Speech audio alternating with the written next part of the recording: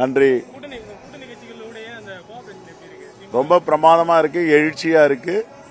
இந்தியாவில தமிழ்நாடு தான் இந்த ஒற்றுமை, இணக்கம், கூட்டணிக்கான பிரச்சனை இல்லாம எடுத்துட்டு போய் வெற்றிகரமா வேட்பாளர்களை வெற்றி பெற வைப்பதற்கான முனைப்பு இங்க பார்க்க முடியுது.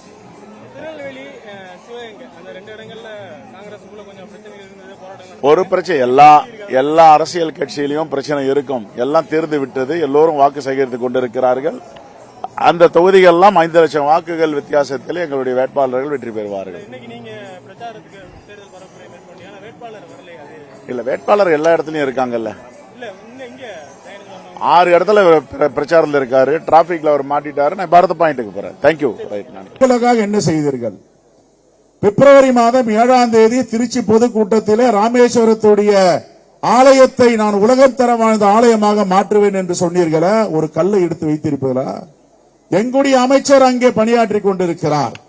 ராமேஸ்வரம் இருக்கிறது என்பதை உலகத்திற்கு காட்டியிருக்கிறார்.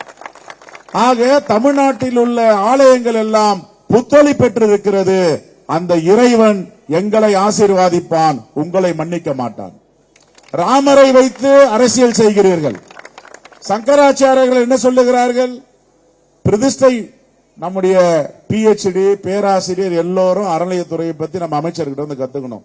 எல்லாமே தெரியும் அவருக்கு. இந்தியாவில் இருக்கிற சங்கராச்சாரியர் அவர்கிட்ட வந்து பாலபாடம் எடுக்கணும். அறநிலையத்துறையை கரைச்சு குடித்திருக்கிறார். ஒரு வேலையை எடுத்தா கண்ணும் கருத்தமா 100% இன்வால்வ்மெண்டோட செய்கிறவர் தான் நம்முடைய அமைச்சர். சங்கராச்சாரியர்லாம் என்ன சொல்றாங்க? ராமர் கோயில கட்டுங்க வேணான்ல, அயோத்தியில முழுமை பெறணும். ஒரு பிரதிஷ்டை செய்யணும், கும்பாபிஷேகம் செய்யணும், முழுமை பெற்று தான் செய்யணும். நீங்க முழுமை இல்லாம அரசியலுக்காக செய்யறீங்க, நான் வரமாட்டேன். அந்த ராமரே பாஜகவை மன்னிக்காதுன்னுட்டாங்க சங்கராச்சாரியர்லாம். ஆக நாங்கள் என்னென்ன வாக்குறுதியை கொடுத்திருக்கிறோம் என்பதை மோடி கவனிக்க வேண்டும். நம்முடைய மாண்பு முதலமைச்சர் 2021ஆம் ஆண்டு பரப்புரையில என்னென்ன தேர்தல் வாக்குறுதி கொடுத்தார்?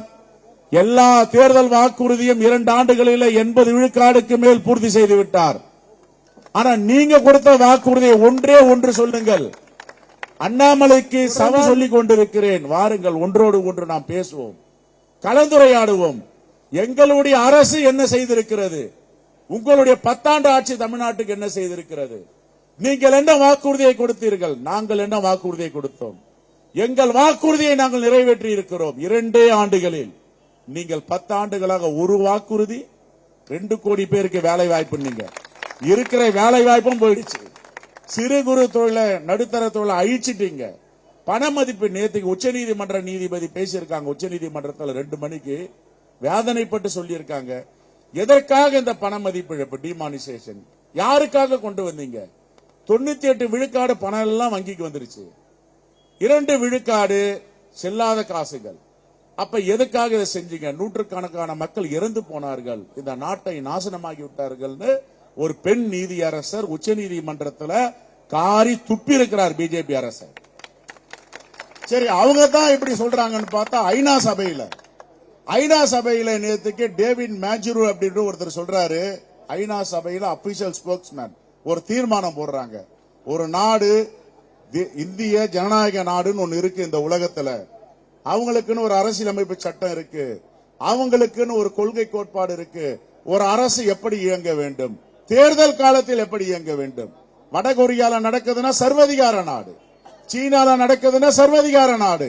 ஒரு பதவி, ஒரு அதிபர், ஒரு மொழி, ஒரு நாடு. ஆனா இந்தியா அப்படி கிடையாது. இந்திய கலாச்சாரம், கலை, பண்பாடு, இலக்கியம் எல்லாம் கலந்து ஒரு கதம்ப மாலையாக இருக்கின்றது இந்திய தேசம். ஒரு மாநிலத்துக்கு ஒரு கலாச்சாரம், ஒரு மாநிலத்திற்கு ஒரு மொழி.